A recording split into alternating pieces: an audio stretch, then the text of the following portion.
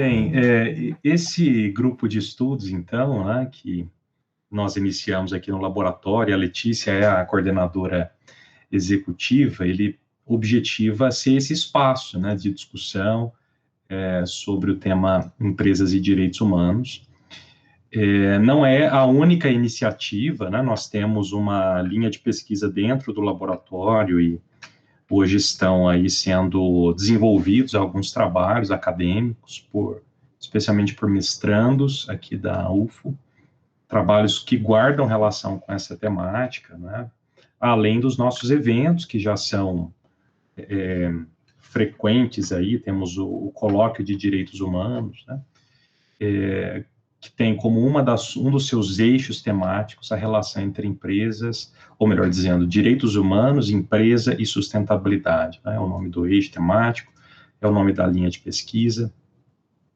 Para quem não conhece o laboratório, nós existimos desde 2012, instituídos na Universidade Federal de Uberlândia, e desde então nós temos buscado promover diferentes iniciativas, ações voltadas para a pesquisa sobre direitos humanos e também a atividades extensionistas, né, nesse campo.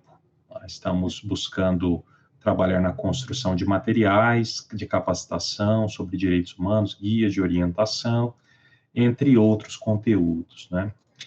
E, de forma específica, o tema da palestra é a aplicação dos direitos humanos, ou poderia ser até a aplicabilidade dos direitos humanos às atividades empresariais, né? E aí, como eu havia referido antes do início da palestra, né, a minha trajetória envolve de forma muito forte, né, a discussão sobre direitos fundamentais, inclusive é uma das disciplinas, né, em que eu atuo na graduação, na faculdade, além de direitos humanos também, o direito internacional dos direitos humanos, mas direitos fundamentais também, né? Então, eu queria trazer aqui uma abordagem dupla, tá? Uma abordagem que vem do direito constitucional e uma que vem do direito internacional também. Então, vou tentar conjugar aqui algumas questões, até no sentido de ampliar alguns horizontes de pesquisa, né, e despertar algum interesse por parte de todos os que estão aqui, né, especialmente os discentes, né. Bem, se nós olharmos a história, né, dos direitos fundamentais e dos direitos humanos, nós vamos observar alguns marcos, né, e aí teóricos diferentes vão classificar, vão categorizar esses direitos, e uma dessas formas de categorização é aquela teoria das gerações, né? Até o Ingo Sarlet vai fazer uma crítica, né, acerca dessa teoria geracional, uma vez que não haveria uma linearidade histórica, né, desses direitos, são direitos conquistados, né, então não haveria essa linearidade, falar-se então de dimensões dos direitos humanos ou dos direitos fundamentais, né, mas eu vejo que há um valor nisso para reconhecer como esses direitos são conquistados historicamente, ao mesmo tempo em que há, ao longo, né, dos últimos séculos, mudanças de perspectivas acerca de como esses direitos devem ser realizados e quais são as suas funções, né? Como eu disse, historicamente, os direitos humanos e fundamentais foram edificados como barreiras à atuação estatal, né? Desde as revoluções liberais, lá no século XVII, no século XVIII, a luta contra o absolutismo, né? Depois, a luta pelos direitos sociais, e aí a influência do pensamento marxista, mas ao mesmo tempo da doutrina social da Igreja Católica, né? E isso no âmbito constitucional, culminando aí nas primeiras constituições sociais no início do século XX, né? Em Weimar e mexicana também, né? e depois outros desdobramentos. Tá? Mas o que é interessante é que os direitos fundamentais são consagrados constitucionalmente como barreiras ao Estado, tá? E depois os direitos humanos também, né, aí, após a Segunda Guerra Mundial, com a primeira declaração internacional, a Declaração Americana, que é de abril de 1948, ou a Declaração Universal, que é de 10 de dezembro de 1948, esses primeiros documentos e, na sequência, os instrumentos internacionais vinculantes voltaram-se, sobretudo, à imposição de restrições e de obrigações aos Estados membros, aos Estados parte desses instrumentos internacionais. Tá? Então, pensar na história dos direitos humanos e dos direitos fundamentais é pensar em tentativas de limitação, seja no âmbito interno, não é, nacional, seja no âmbito internacional, impostas aos Estados. Tá? No entanto, e é interessante isso, né, que o debate acerca dessa aplicação dos direitos fundamentais, especialmente, a entes privados, por mais, digamos, óbvio que possa parecer, né, direitos fundamentais, se é direito de toda pessoa, deve ser respeitado por todos, mas a obrigação de fazer valer esses direitos sempre foi pensada para o Estado, de modo que foi inovador, por exemplo, quando a Alemanha desenvolveu, na jurisprudência do Tribunal Constitucional, a doutrina da eficácia horizontal dos direitos fundamentais. Isto é, para considerar que os direitos fundamentais são aplicados às relações privadas. E no Brasil, não faz 2 décadas que pela primeira vez se reconheceu que os direitos fundamentais são aplicáveis também às relações privadas. Né? Quando, no caso da União Brasileira de Compositores, se aplicou o princípio do devido processo legal a um processo interno de uma entidade associativa. Ou seja, se historicamente os direitos humanos e os direitos fundamentais, e eu faço aqui uma divisão terminológica apenas para facilitar, não é? E claro que há uma base histórica também aí para isso, né? Mas direitos fundamentais pensando o universo nacional, não é? E os direitos humanos como aí esses compromissos internacionais, nós vemos que há esse movimento de uma eficácia que se coloca como vertical, inicialmente, isto é, das relações entre o Estado e os entes privados, havendo um movimento jurisprudencial, doutrinário, no sentido de que esses direitos sejam também reconhecidos em sua função de regular as relações privadas, né? E aí nós temos diferentes implicações disso, né? De obrigações que se impõem, por exemplo, né? Quando aqui no Brasil o Supremo Tribunal Federal reconhece, além do caso da UBC, quando o Supremo Tribunal Federal reconhece o dever de escolas privadas de prover os recursos físicos e também metodológico, digamos assim, de acessibilidade, isto é, uma metodologia de ensino inclusiva para as pessoas com deficiência, cabendo às escolas arcar com estes custos. Ou seja, a imposição de determinados direitos fundamentais, no caso, o direito à igualdade, o direito à educação, não é? E também os direitos da pessoa com deficiência, sendo de observância obrigatória por entes privados no exercício, no desempenho das suas atividades. Não é? Então, essa perspectiva da horizontalidade dos efeitos dos direitos fundamentais, isso tem algumas repercussões. Não é? E, além disso, né, quando se pensa nesses direitos, e falando aqui sobretudo no contexto interno, nós podemos pensar também na chamada eficácia irradiante, né, que os direitos fundamentais irradiam, difundem seus efeitos por todo o ordenamento jurídico. Né, de modo que a legislação interna, ela não deve apenas não violar as normas constitucionais, o que faz parte aí dessa relação hierárquica, não é? E, consequentemente, do controle de constitucionalidade, mas também que a legislação deve realizar os direitos fundamentais.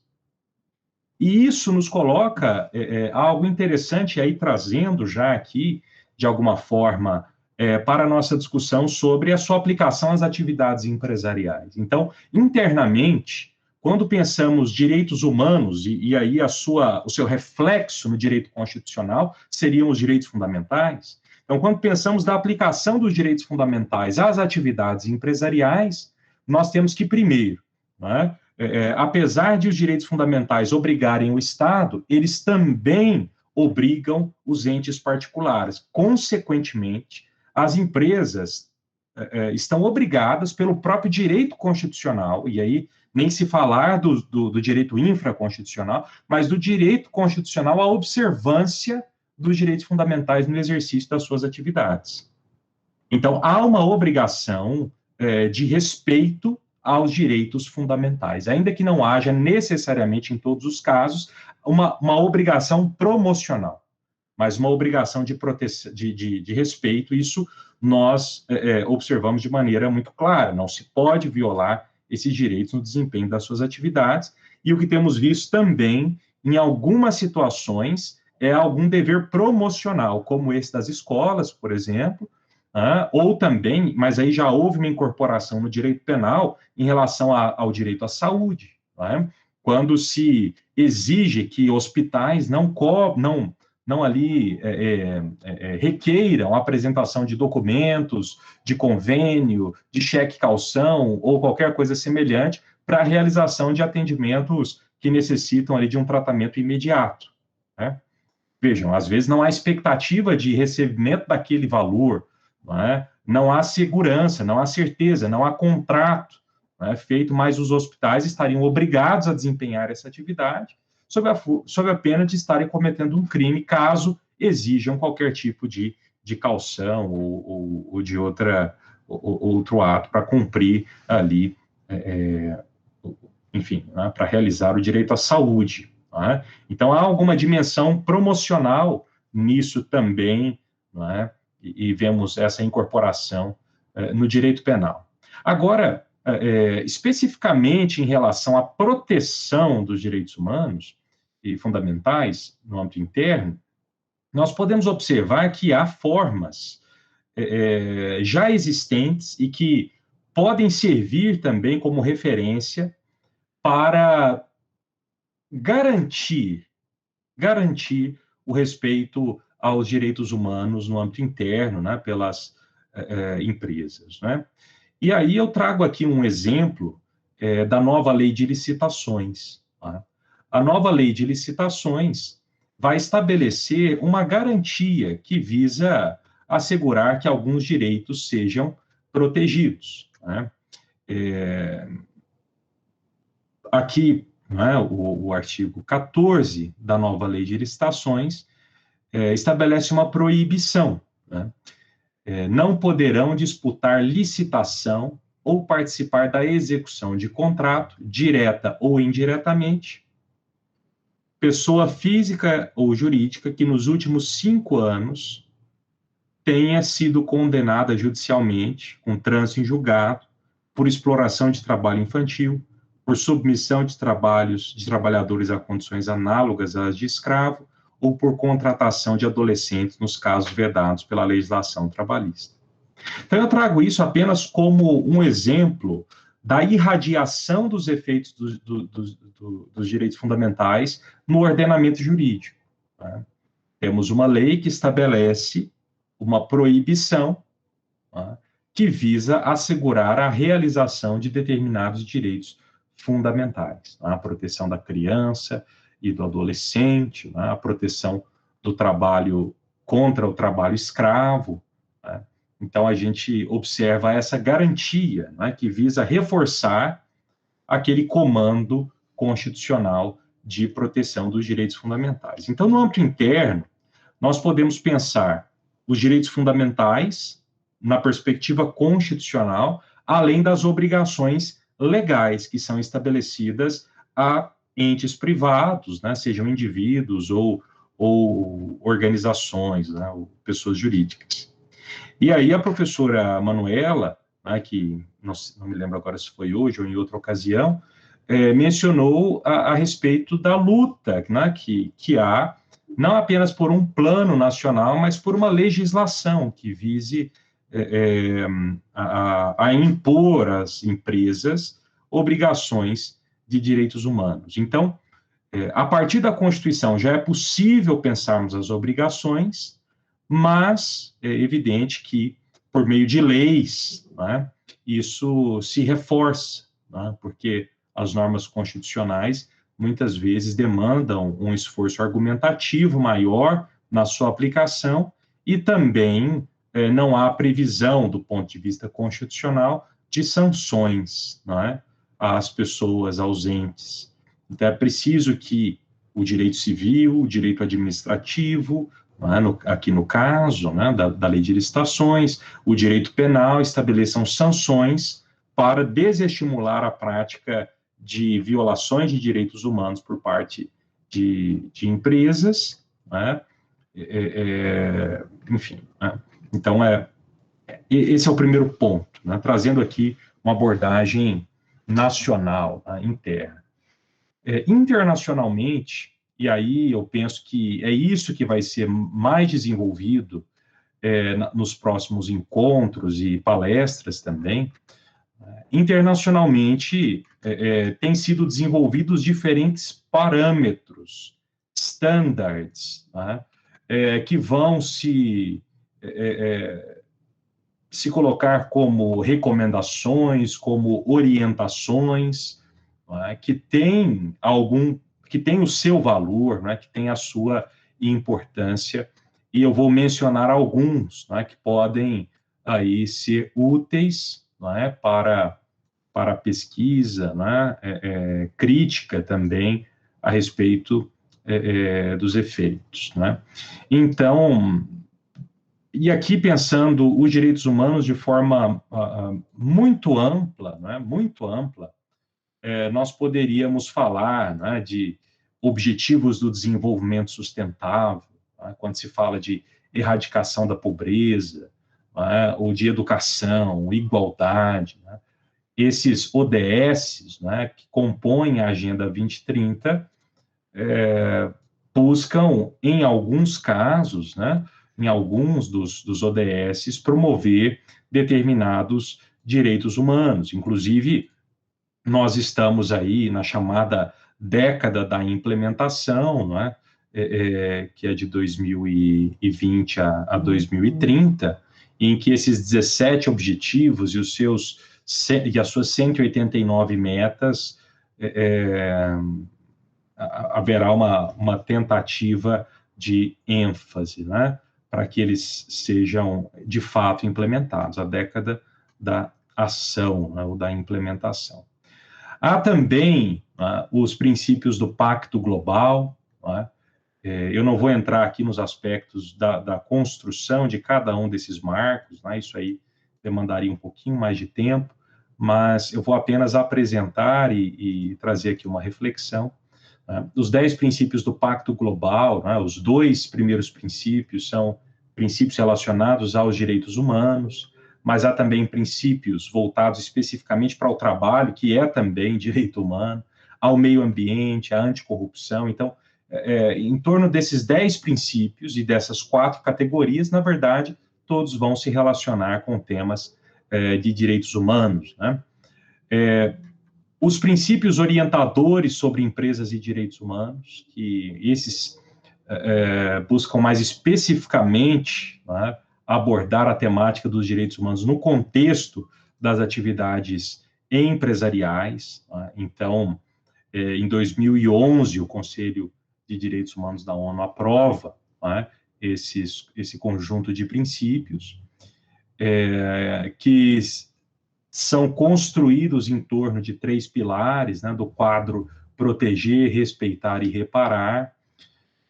Há outros padrões também, né, como a responsabilidade social corporativa, sobretudo no âmbito da Organização Internacional do Trabalho, né, esse conceito de responsabilidade social corporativa ganha um espaço maior dentro das discussões que levaram à construção da Declaração Tripartite sobre os princípios relacionados a empresas multinacionais, né, e políticas sociais.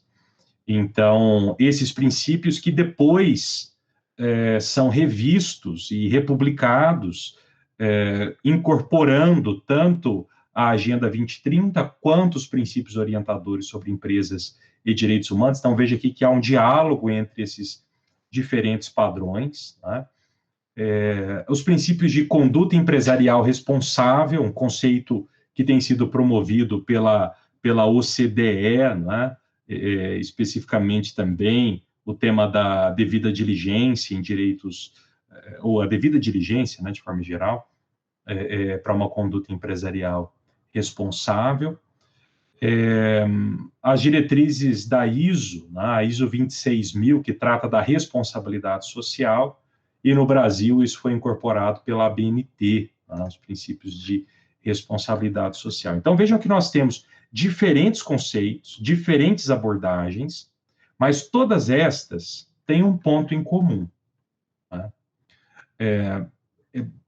Assim, os direitos humanos são um tema transversal, aparece em todos esses padrões, seja da ISO, a ISO 26000, quando fala de responsabilidade social, a conduta empresarial responsável, a responsabilidade social corporativa, os princípios orientadores, os princípios do Pacto Global, os ODS, todos de maneira transversal vão apresentar, em alguma medida, a necessidade de que os direitos humanos sejam respeitados, sejam protegidos, sejam garantidos. Agora, o que eles têm em comum é que todos esses padrões são padrões que se orientam por um voluntarismo, né?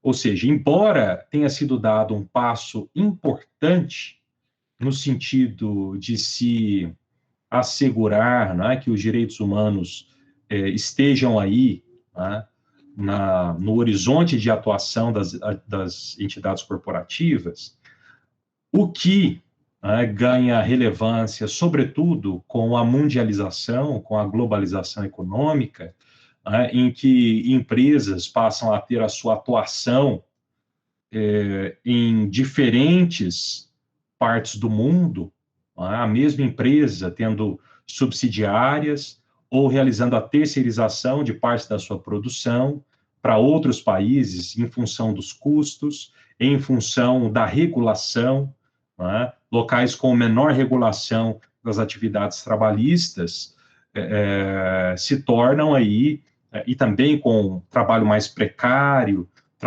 a mão de obra mais barata, se tornam aí um ambiente que recebe boa parte da produção das grandes corporações do mundo, né?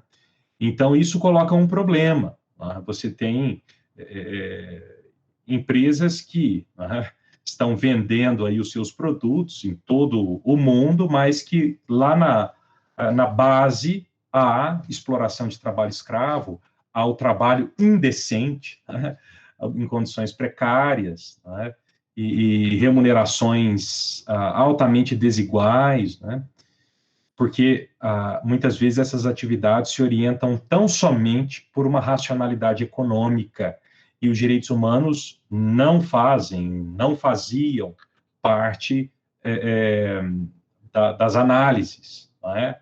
A análise, e quando fazem, a análise é econômica, não é?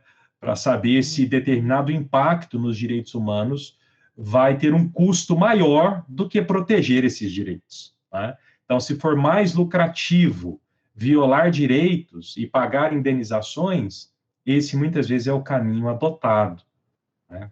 E aí o que nós temos nessas atividades voluntaristas, então, na verdade, há duas mudanças, né? Quando há essa mudança para a perspectiva de direitos humanos e empresas, talvez com essa ênfase maior aí, a partir dos trabalhos no âmbito das Nações Unidas, é evidente que a perspectiva sobre como deve ser a atividade empresarial ganha também uma nova dimensão, porque é possível, por exemplo, que muitas empresas, e até eu me lembro da fala da professora Manuela, né, que recebem aí o selo, né, tem os selos, né?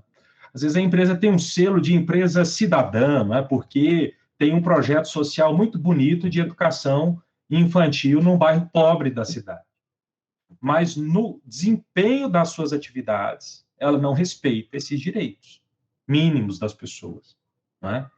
Então, de um lado, você tem o reconhecimento do impacto social de um determinado projeto que é desenvolvido por uma empresa ou por sua fundação corporativa, né? Algumas empresas têm estabelecido fundações para as quais elas destinam valores, muitas vezes, valores que vêm de isenções fiscais, né? Porque ao invés de pagar o imposto, a empresa vai investir no projeto social, que é dela mesma e que vai retornar como marketing, né?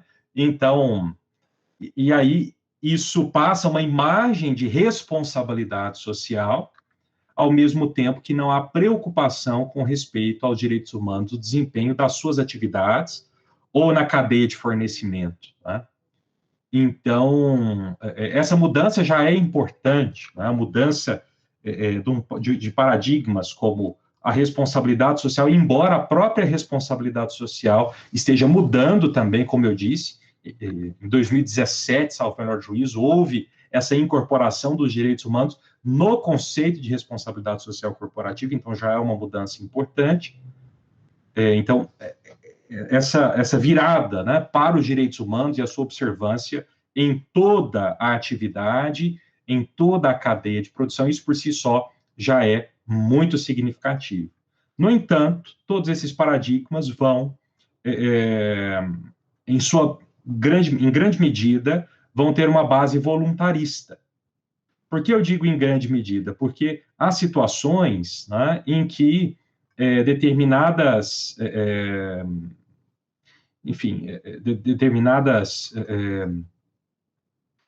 determinados padrões precisem ser observados por alguma exigência específica, mas não de uma lei, né, de aplicação geral, né?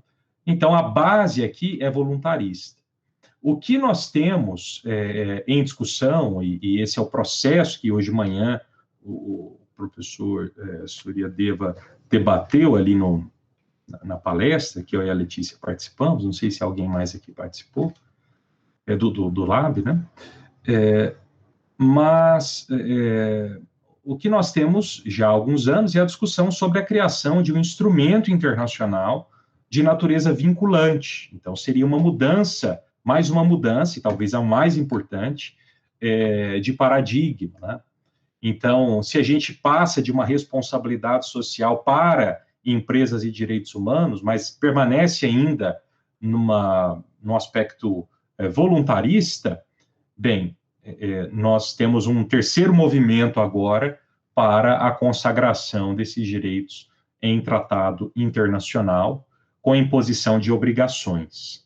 Sejam obrigações diretas, que é o que se almeja como ideal, né, especialmente as empresas multinacionais, para possibilitar a responsabilização, mesmo quando há deslocamento da produção para outros países, né, e obrigações indiretas, quando se exige que os estados, parte do tratado, imponham aquelas obrigações do instrumento normativo vinculante às empresas ali estabelecidas, né? Então, bem, eu penso aqui, não é, que esse panorama geral dos marcos normativos existentes, né, e essa abordagem constitucional e internacional tragam aí algumas ideias, né, e possibilitem algumas discussões ao longo deste semestre, né? É um tema muito instigante, é uma temática que se relaciona com questões muito graves que têm ocorrido, né? Enfim, ou que desde sempre ocorreram, né? As violações a direitos humanos, a exploração do trabalho, né? Aos impactos ambientais das atividades corporativas. Então, eu penso que há muitos temas específicos que possibilitam discussões mais aprofundadas ao longo deste semestre, né? Então, agradeço a Letícia, né, por ter me convidado, apesar de eu ser supervisor do grupo, mas foi um convite da Letícia. Em princípio, eu não falaria, deixaria aí para os nossos grandes especialistas falarem, mas eu penso que tem aí muita coisa, gente, para ser discutido, né, ser discutida. Questões muito atuais também, né? Por exemplo, a interface, e aí o João Alexandre vai gostar disso, né? A interface entre direitos humanos, empresa e tecnologia. Né? E tecnologia. Né? Ou a Marcela, né? Direitos humanos, empresa, convênios, né? Enfim, direito à saúde, tem tanta coisa, né, que pode ser explorada. Nesse campo da tecnologia, por exemplo, a chamada gig economy, né, que é um tema que já tem me despertado a atenção, não apenas minha, mas também da professora Márcia Leonora, né, aqui na faculdade, os trabalhadores de aplicativos, né, quer dizer, são situações tão frágeis e tão precárias, né, que nós vivemos, e os casos chegando aos tribunais pátrios, enfim, né, são temas que vão se interseccionando e possibilitando novos debates e que exigem reflexões diferenciadas, ou o impacto das tecnologias nos direitos humanos de forma geral, né, com a adoção de sistemas de inteligência artificial, por exemplo, né, como isso pode impactar direitos humanos, né? E aí temos empresas que se dedicam ao desenvolvimento destes softwares, né, ou dessas plataformas, desses sistemas, e interessante como, na medida em que esses sistemas são desenvolvidos por entes privados, muitas vezes esses sistemas são aqueles adotados pelo poder público, e aí você tem empresa, não é, poder público, serviço público e o impacto disso nos direitos humanos. Então, diferentes interfaces que podem ser pensadas. Né? Então, enfim, estou aqui para provocar algumas reflexões e agradeço, Letícia, mais uma vez, a todos e a todas pela atenção